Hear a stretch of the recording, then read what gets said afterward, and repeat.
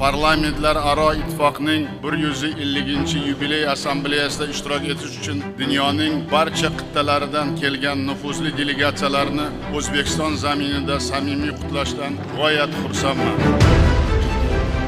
Bugungi kunda yangi O'zbekiston ortga qaytmas demokratik islohotlar va pragmatik tashqi siyosat yo'lida dadil qadam bosib, dunyo hamjamiyati bilan ochiq va jadal muloqot olib bormoqda. The government of Uzbekistan under your leadership, Mr. President, is showing great ambition when it comes to social development. Janob Prezident, sizning rahbarligingiz ostida O'zbekiston hukumati yuksak maqsadlarni ko'zlagan holda ijtimoiy rivojlanish bo'yicha katta yutuqlarga erishmoqda. Xalqaro hamjamiyatning barqaror rivojlanish maqsadlariga erishish, ijtimoiy adolat va tenglikni ta'minlash hamda yuksak demokratik qadriyatlarni ilgari